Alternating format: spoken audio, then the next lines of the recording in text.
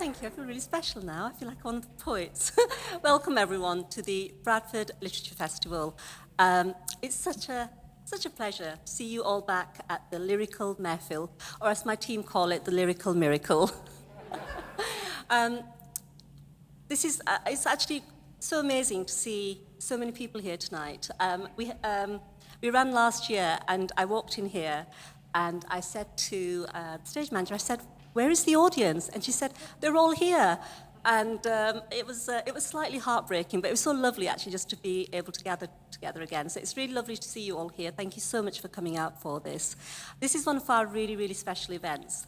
And the reason why we call it the Lyrical Mehfil is because there is a South Asian tradition in olden, bygone days when poets relied on patronage rather than, say, Patreons as we do these days. There would be gatherings. A mehfil is simply a gathering, and these gatherings would normally take place at the homes of nobility or the people who had the money, basically, who could actually provide the patronage. And we wanted to carry that tradition on because the thing that is really lovely about it is that rather than hearing from one person, you get to hear lots of voices. I'm really, really delighted with all the artists that we have here tonight. I do have some rather sad news. Nikita Gill and Mona Ashi, who are due to be here with us tonight, have sadly got COVID. So I'm really sorry about that. But we've had some amazing people step into their shoes. So we're really, really delighted about that.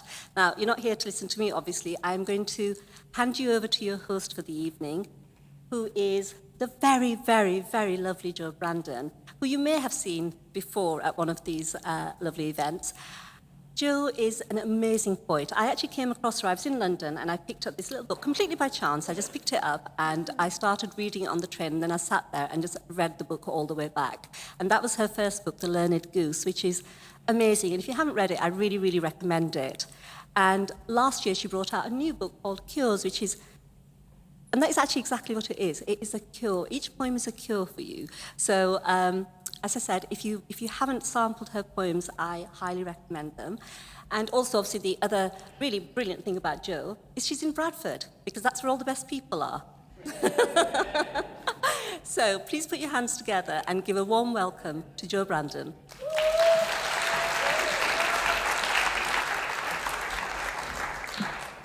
It is so lovely to see you all sat there. Thank you so much for coming. And I expect for some of you it was probably a little bit trickier to get here than normal. So double thanks for that. And I think that confers on you actually the status of super audience. So yeah, and to be honest, even if you've sauntered from down the road, the fact that you've got dressed, left the house, you are still very much included within the super audience. And the good thing is you're going to be really, really well rewarded for having come here tonight because we have the most incredible evening planned for you. So yes, thank you for coming for that. And also the good thing is now you can just sit back and relax and listen to these wonderful poets. Now, Simon says we have had a little change to the programme, so Nikita and Mona Ashi can't be here tonight, but the lineup that we do have for you is Anthony and Aksaguru. We have Mumtaz Ali. Oh yes, actually, let's have a round of applause after each name. Yes. We have Mumtaz Ali as well. We have Sana Ashan. We have John Sadiq. And we have Alem Sisay as well.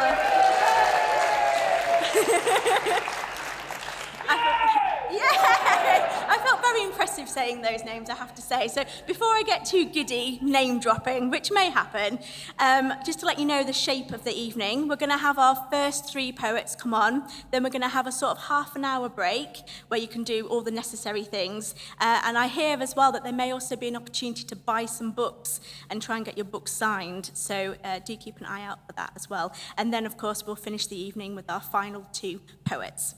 But I'm looking around and I can see a bit of a hungry look in your eyes. So I suspect that I ought to get on with introducing our first poet, who it sounds like you're already all very, very familiar with. Am I right? Yes. But I'm going to tell you a little bit about them anyway, because I like to do a bit of research, and I found him just thoroughly thoroughly interesting. I have had the joy of hearing him perform before. He's always electrifying, so I'm glad that we get to share that with you tonight. But Anthony Anaxagorou is a British-born Cypriot poet, fiction writer, essayist, publisher, and poetry educator. I don't think you could add anything else to that list, really. His work has appeared on BBC Newsnight, BBC Radio 4, ITV, Channel 4, and Sky Arts. He is artistic director of Outspoken, a monthly poetry and music night held at London's South Bank Centre, and publisher of Outspoken Press. His second collection, After the Formalities, was shortlisted for the 2019 T.S. Eliot Prize and was a Telegraph and Guardian Book of the Year. In 2020, he published How to Write It, a practical guide fused with tips and memoir, and his forthcoming collection, Heritage Aesthetics, will be published this year, so do look out for that as well. So I'm going to hand over now to the wonderful Anthony Anaxagorou. Please put your hands together.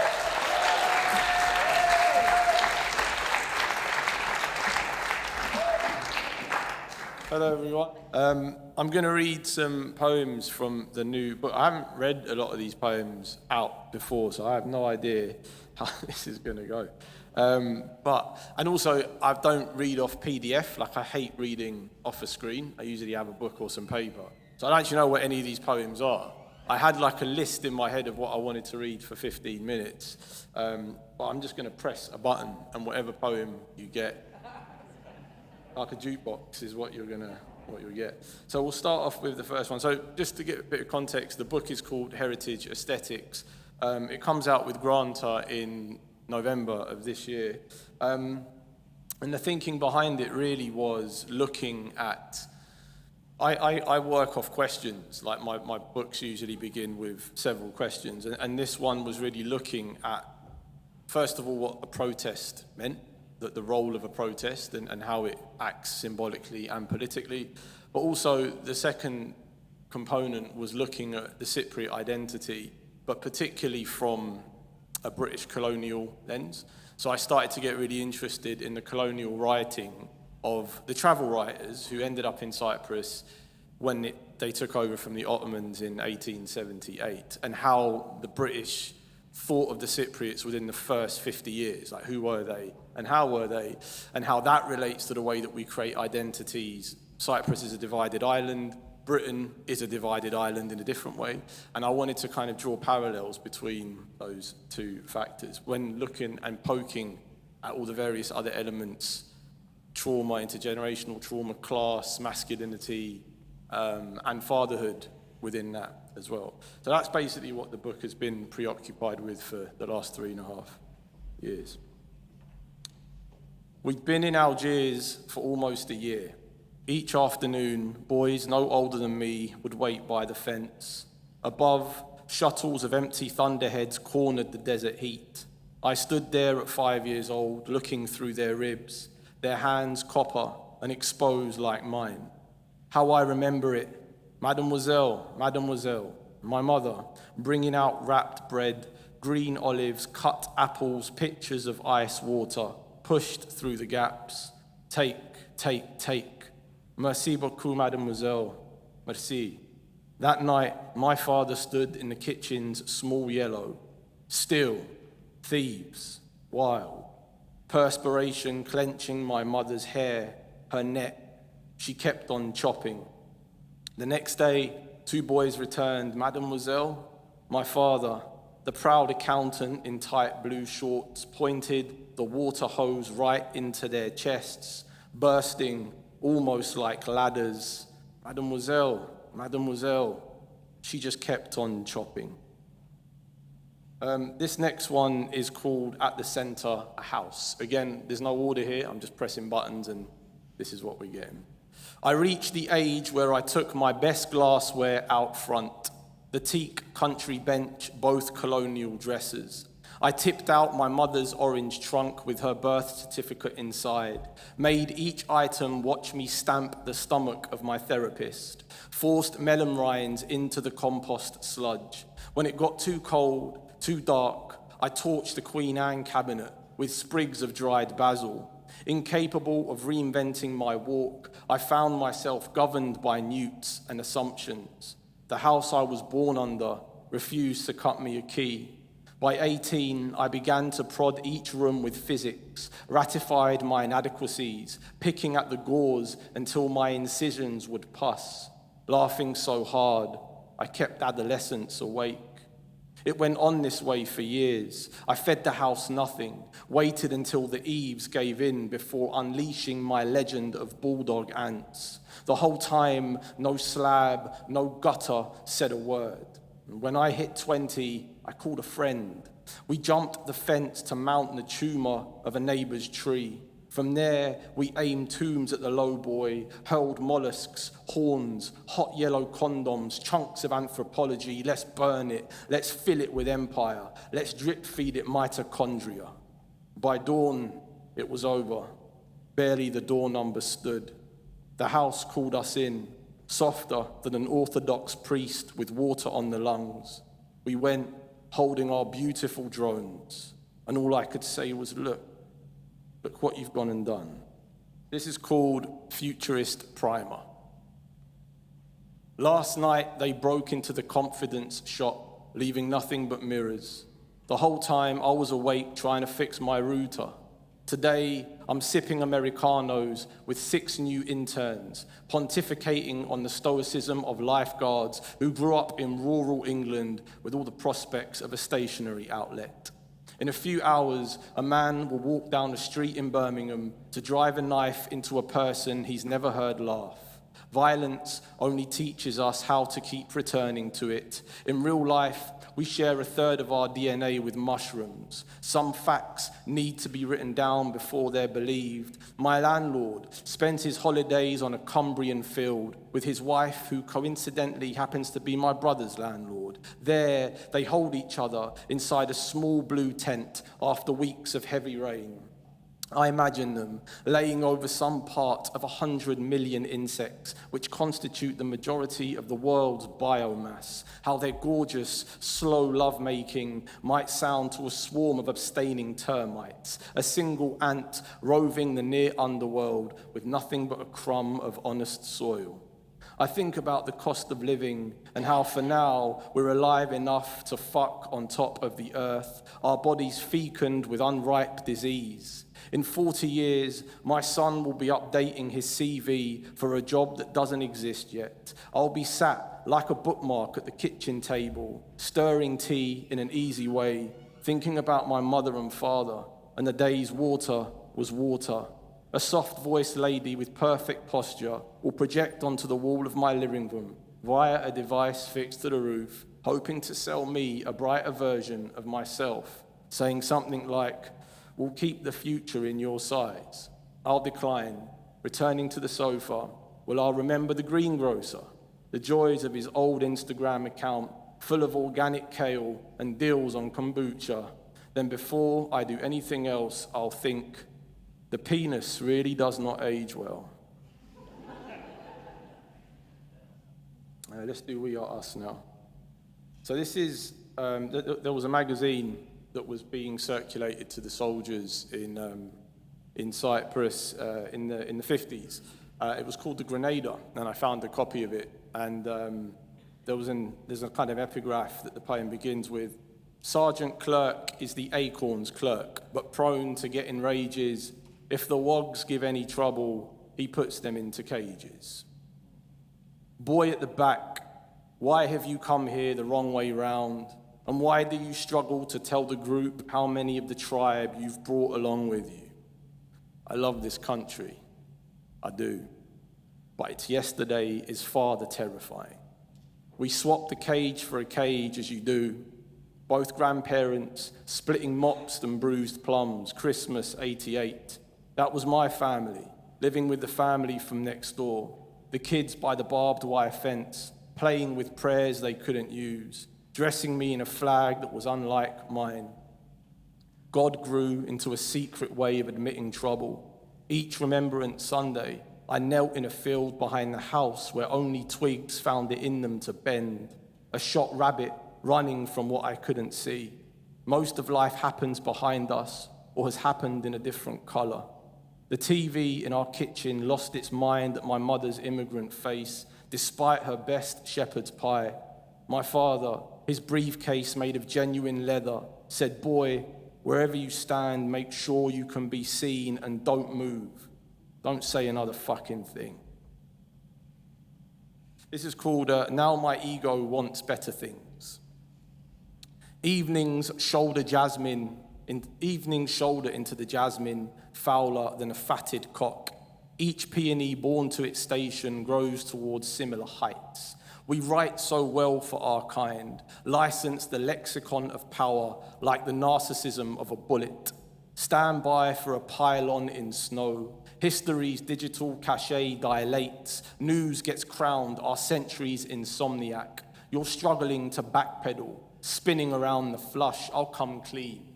I can't stomach these tiny screens, 10-minute videos, someone's about to get cancelled, you know where this is heading, some never get to come back as I'm sorry. How do you look so authentic in reproach, breath rich in hemoglobin, your smirk thick with lipids, you know some lives won't make it the full way, again, bodies will be snuffed at a red light, at the bottom of your rhetoric, semantics cruel. I want to vandalize speech, repurpose each syllable with a fairer way of shaping. You sit sharing a ready-made war, bickering over its origin.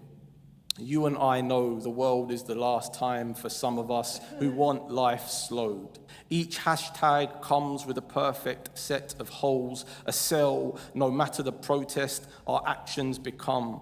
We'll be hauling our slang around like a state, calling back its dogs, who brand wounds to sell them on, no matter the language we arrive in, no matter how long it's been since.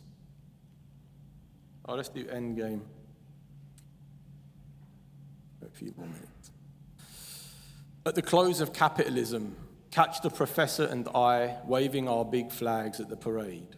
Our haircuts inspired by Bart's coinage, gusts of life.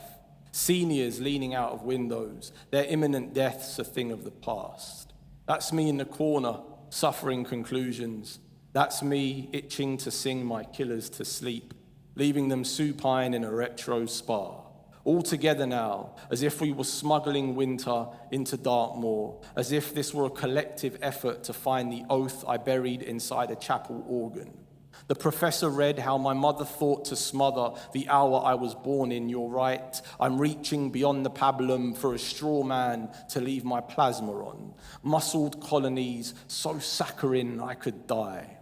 All together now, as if we were the study of a pale body tanning in unison. It's not life we want more of, it's beauty. These days, you can watch the world soften in high definition. Watch a man fire into a crowd until the man becomes a government. My grandmother dug up the last of her savings, then went on to fill her purse. The cicadas are screaming to know why their singular music moves me to the point of vapor.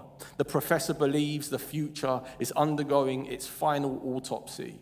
Isn't that why the highest-grossing movies always contain some kind of high-speed chase, and why most conversations between strangers begin with the mention of weather, which in itself is a kind of light? And the last one I'll read is for those who demand evidence. What I wouldn't give to turn silent today, to lead the front line of language towards the cliff, dropping my sad mornings beside some gentle accident. It's my friends I'm thinking of, dead inside their faultless bodies, offering up ground.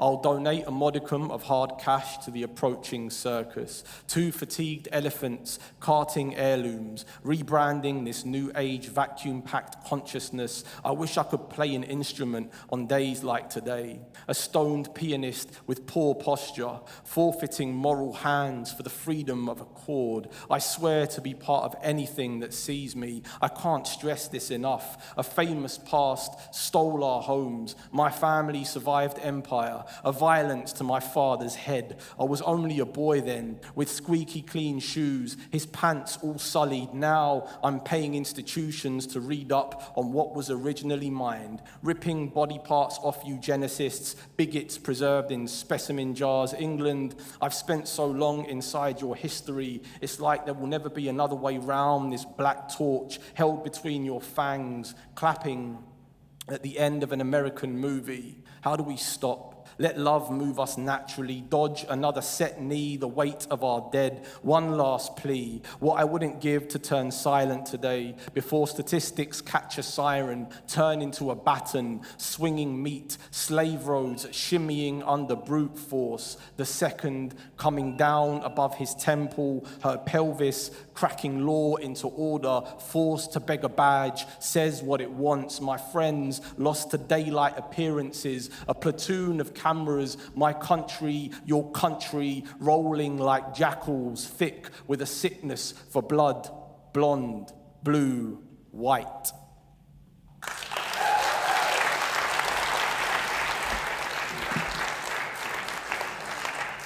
What an incredible start to the evening. Thank you so much, Anthony. I'm really, really glad that we got to add you to tonight's programme.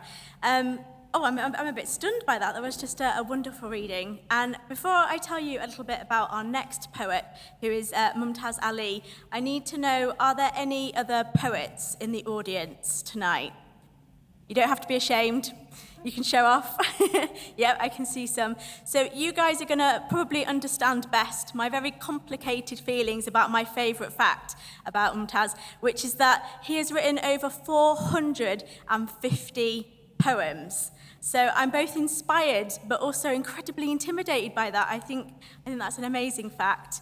But I'll just tell you a little bit more about him as well. He is a poet, a nasheed writer, a reciter and Sufi singer and composer from Burnley. He is General Secretary of Diamond Arts and Cultural Society Burnley, and his passion, which I think is very evident, is promoting the arts, cultural integration and community cohesion. So you're going to hear a little bit from his beautiful voice this evening. I wonder if you'll all put your hands together and give a massive round of applause for Mumtaz Ali.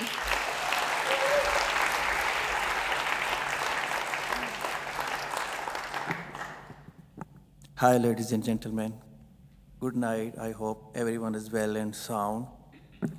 First of all, I would like to say huge congratulations to the Bradford Literal Festival organize such beautiful events like today, Lyrical Mehfil. And I feel proud and privileged that I'm here today amongst the very big name and famous poet of the UK. In 2018, when I came first time here, as usual, I sung my own poetry in my own voice, and it was in Urdu language, but the response of the audience was amazing. Even they did not understand actually what I'm saying, but they liked the tune or composition much, So after that, I thought, if I sing my own poetry in Urdu language and translate as well, so this will be great. So I published my book with the English simple prose translation. But today's the different format than it was before, so I cannot pass every single copy of that. So what I'm going to do, first of all, I'm singing praise. So the main context is that everything in the universe is for you. And the expression like devotion and love, like cool mood, So I'm trying my best to match both of composition and the words and lyrics. Arzo sama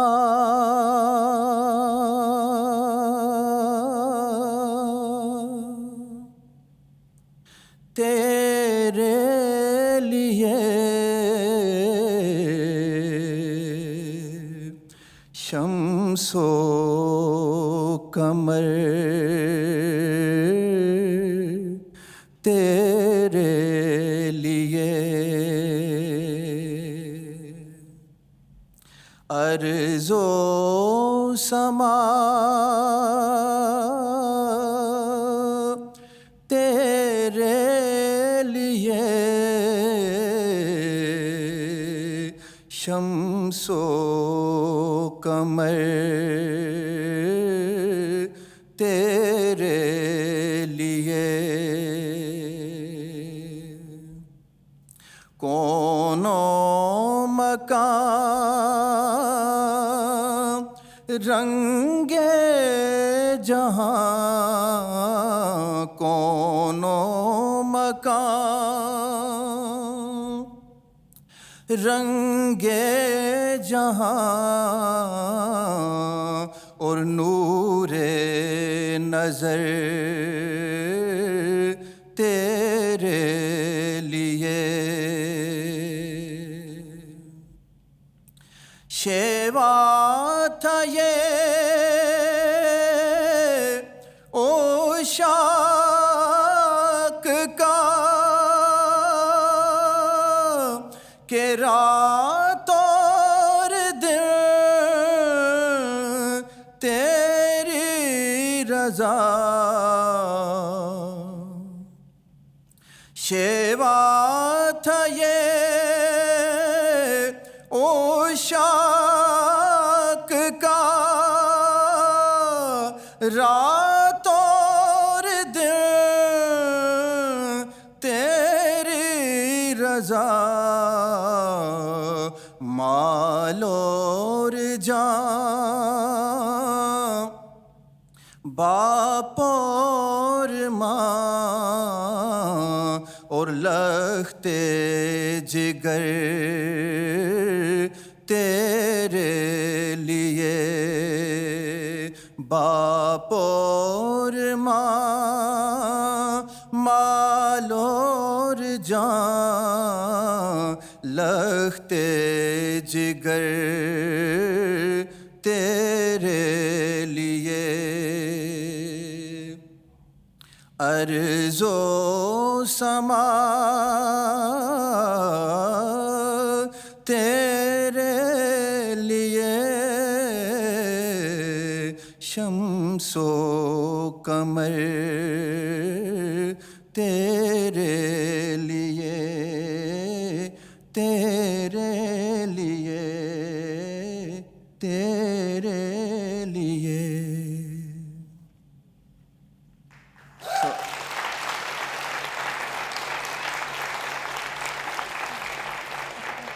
Thank you very much. Just bearing in mind the time limits, I'm going to sing only 2 couplets of each poem. The other poem is, I'm reading its translation so you get an idea. In the ocean of my thoughts, there is a storm of imagination of my beloved's beauty.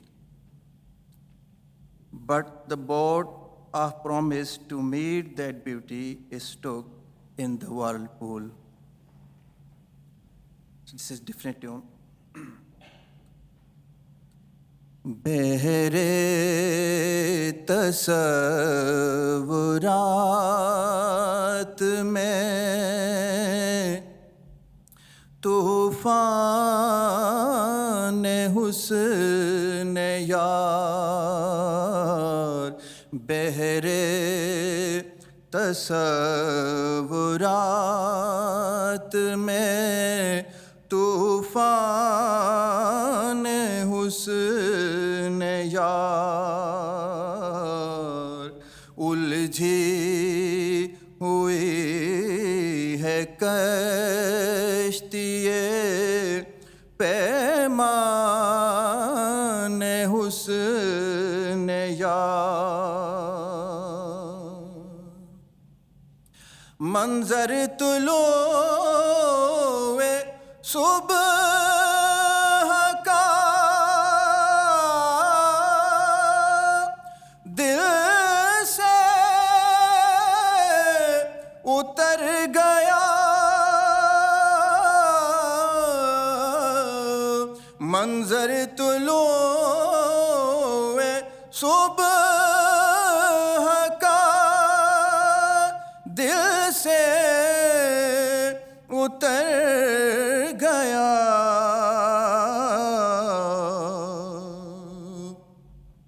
دیکھا ہے جب سے دل نے شبستان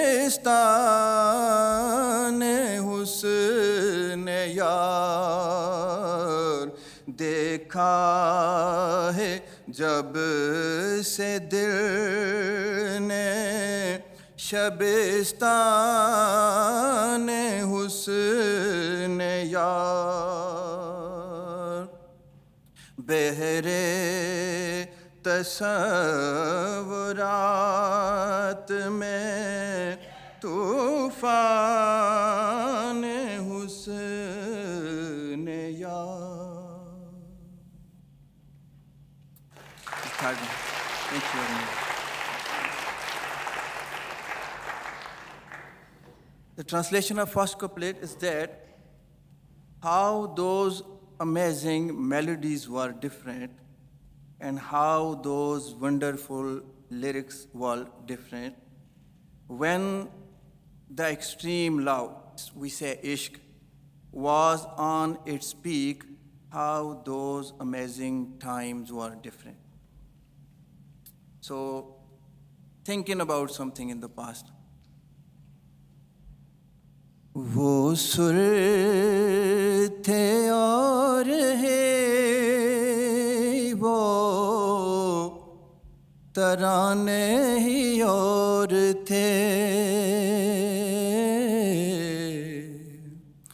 وہ سر تھے اور ہے وہ ترانے ہی اور تھے، جب عشق تھا جوان وہ زمانے ہی اور تھے،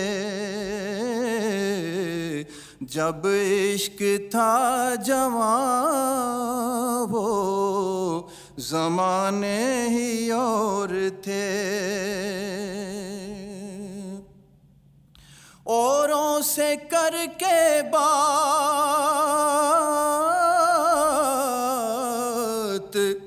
سناتے تھے وہ ہمیں، اوروں سے کر کے بات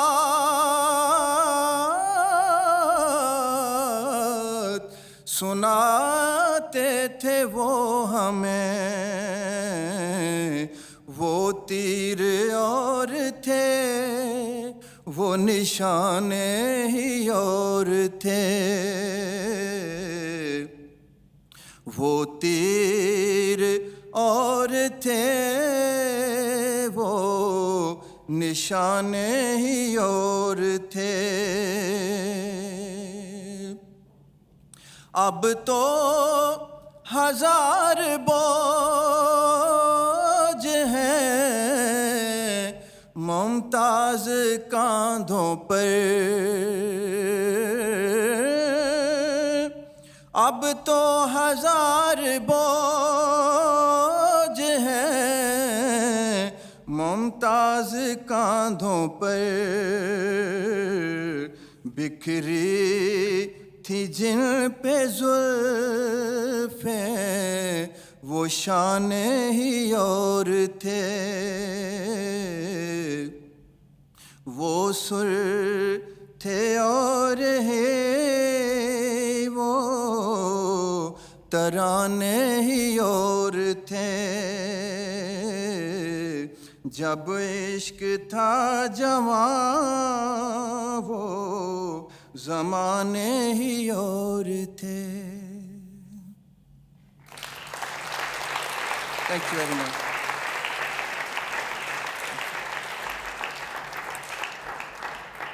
I've got no clock, so just let me know when I...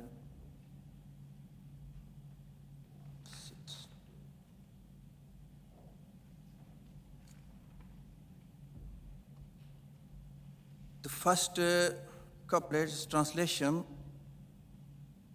Actually, the main topic is power of love, spirit, and the miracles.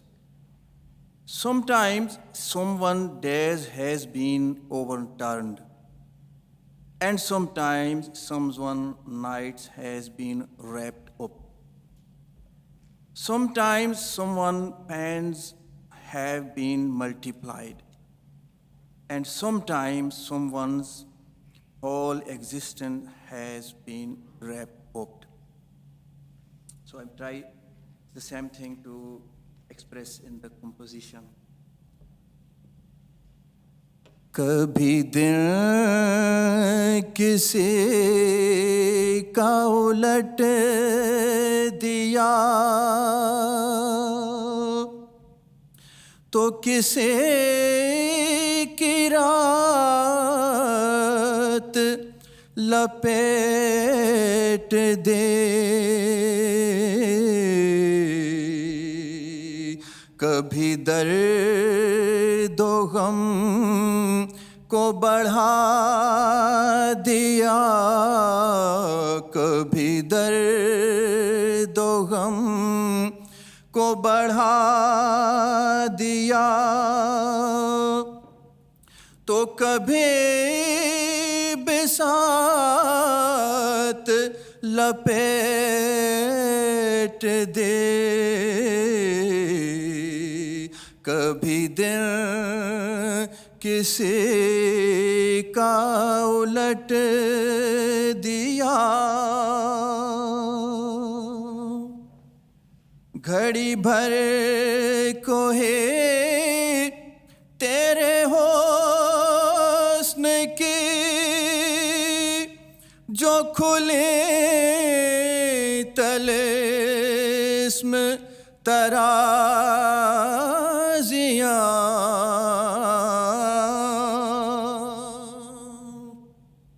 گھڑی بھر کو ہے تیرے حسن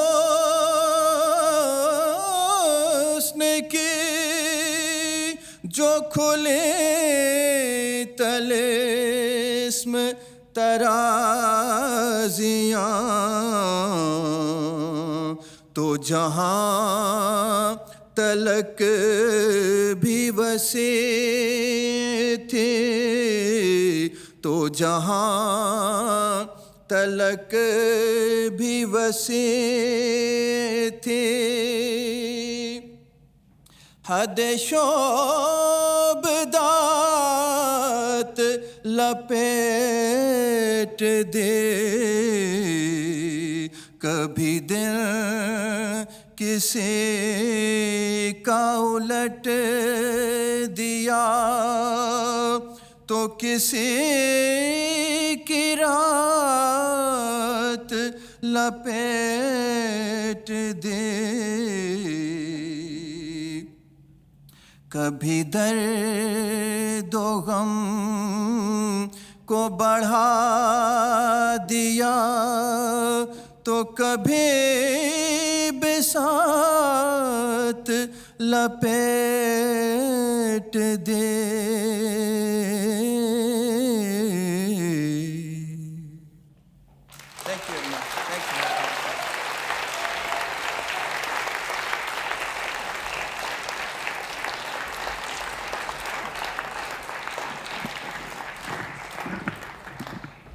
That was absolutely stunning, absolutely beautiful. Thank you so much, Mumtaz, for that. Now, our next poet is our final poet before the interval, and you may be familiar with her, actually, from her Channel 4 Dispatches documentary and her TED Talk entitled Rewriting My Story with Love and Poetry as a Queer Muslim. Dr. Sana Ashan is an award-winning poet, clinical psychologist, presenter, and educator. She won the Outspoken Poetry Performance Prize and was recently shortlisted for the Bradford Prize and the White Review Poetry Prize. She's currently writing her debut, and I for one, cannot wait to read it. So I've been very excited since I heard that she was going to be here tonight. So can you all put your hands together with me and welcome Sana Ashan.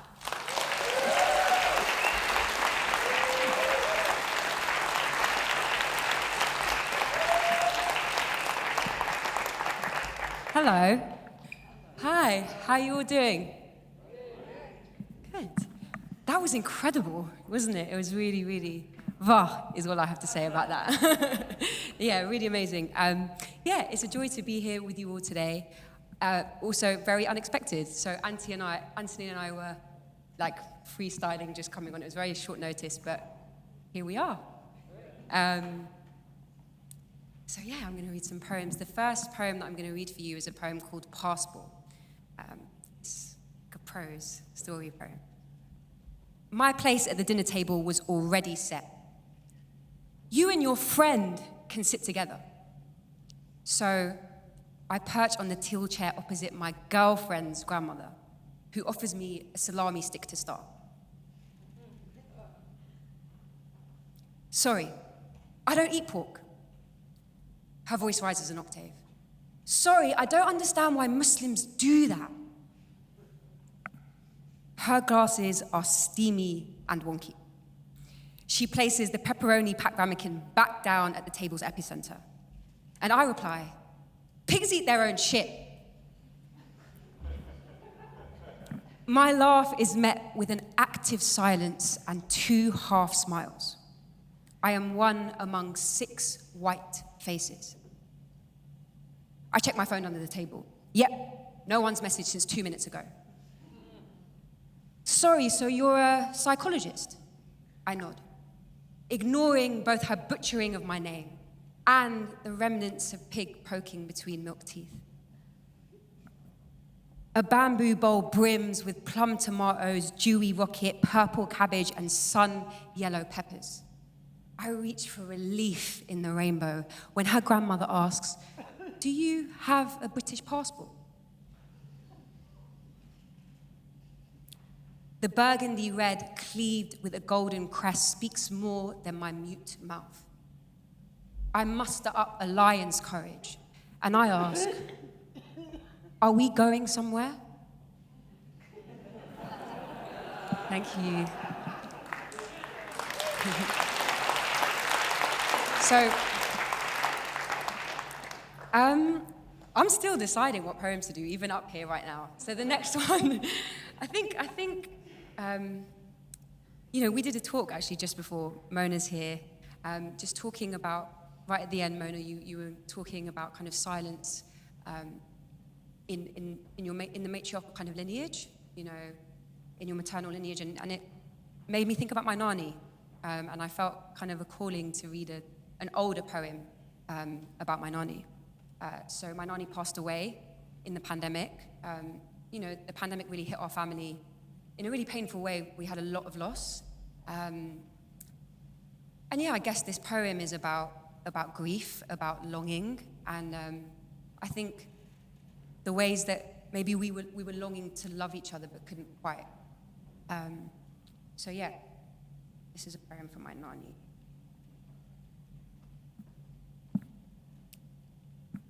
Instead of dying, have a Coke with me?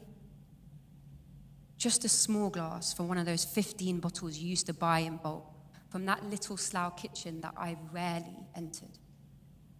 Or how about a mango lassi and some fresh roti with dal that I never quite got round to learning how to make you with pyar, with these hands that never fed you.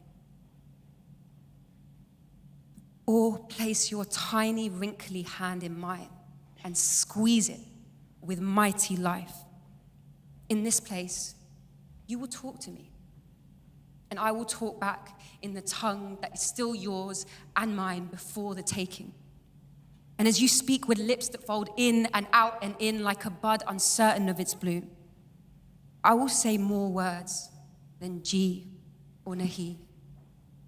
And the Lord's loom will weave our sentences together in understanding. I'll tell you about the folks that I long to love, and you'll tell me about the ways you dream you could have loved before being married at 14. Instead of dying, let's take a flight back to your first home before the partition. Me in a white sherwani, you in that off-white shalwar kameez, mouth full of barns, swigging from a glass green bottle of Coke. And as we step onto that wide open runway, you place your hand on my shoulder and say, "Mashallah, beta, I always wanted to bring you home." Thank you.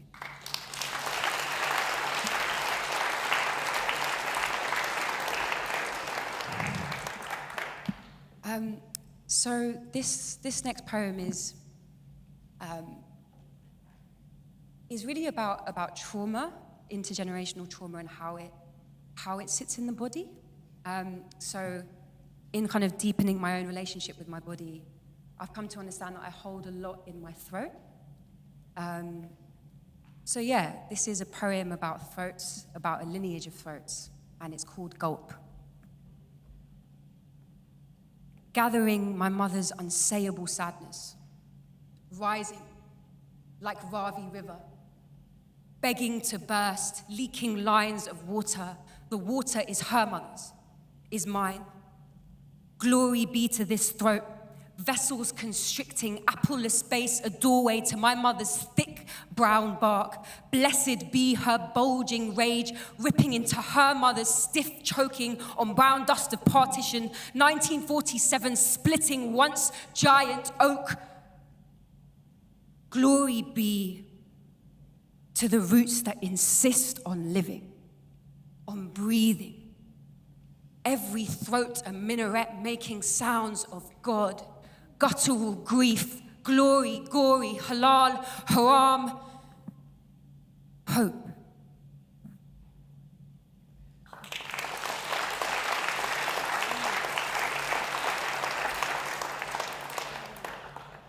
So I'm going to read one that I wrote like literally the other day. It's very, very recent, but why not?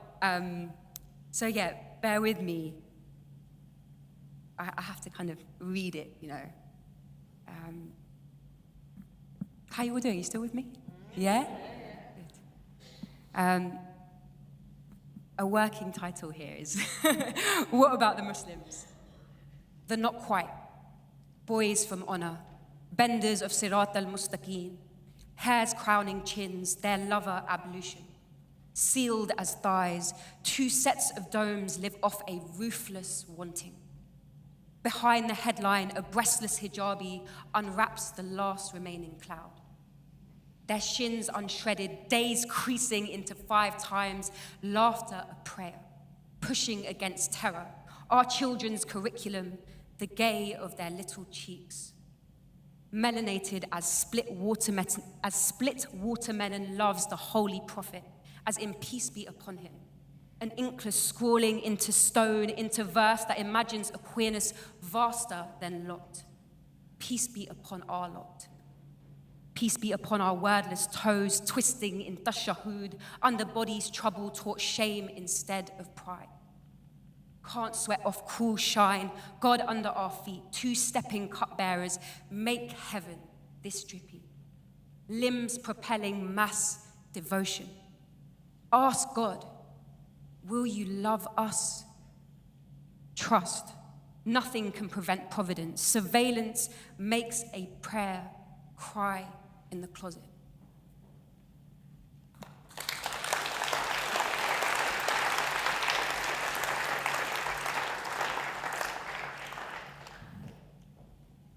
I'm going to do one last poem for you all. So the poems that I've been sharing tonight so far are from my forthcoming debut collection called My Dua Is Love. I'm speaking this into existence. Yeah, so it might be a while, 24, 25, but keep your eyes out for it if you want to read more. And the collection is called My Dua Is Love, which translates as My Prayer Is Love, and this is the title poem from the collection. I am learning that the desire is not dirty, that I need not pray myself clean, that shame need not shove me to my knees, forehead to Zameen to bring me closer to my deen. My dua is love.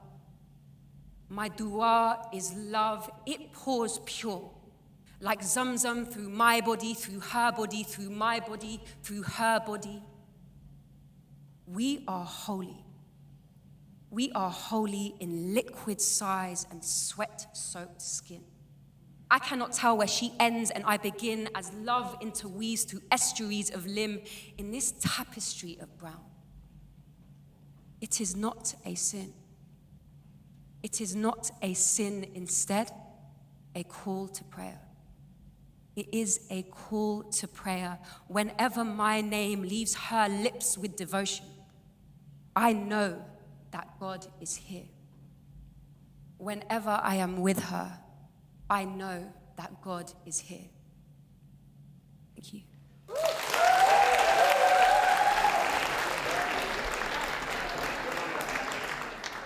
And I'm going to welcome on our next poet for tonight. I'm sure many of you are already familiar with him. I'm going to bring on John Sadiq. Now, for those of you that are not familiar or just want a reminder, he has dedicated his life to honouring the authentic in our human experience. He is an author of a number of books ranging from poetry and memoir to non-fiction. His teachings and writings have featured in Time magazine, The Guardian, on CNN and the BBC. Signposts of the Spiritual Journey is his 8th book. And I have to say, I've had the pleasure of hearing him a few times now. And whenever I have, I've kind of come away infused with this wonderful sort of positivity. So I hope we can share that with you tonight. Please, everybody, welcome John Sadiq.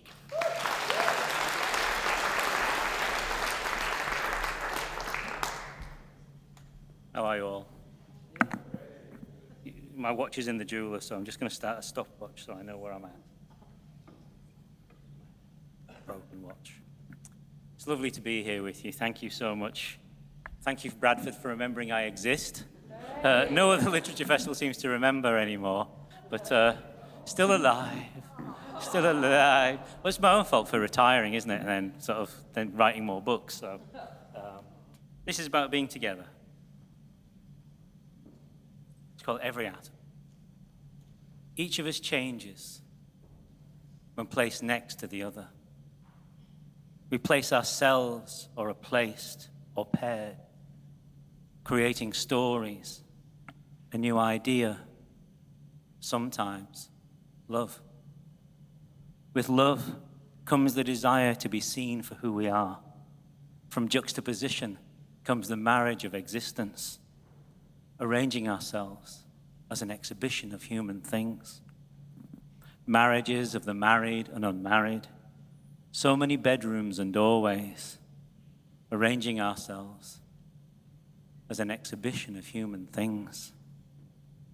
The marriage of shadow and light, born to an impermanent sun. The music between the strings, between the staves, between the musician and the notes. The sea and the sky unified at one horizon. Body, mind,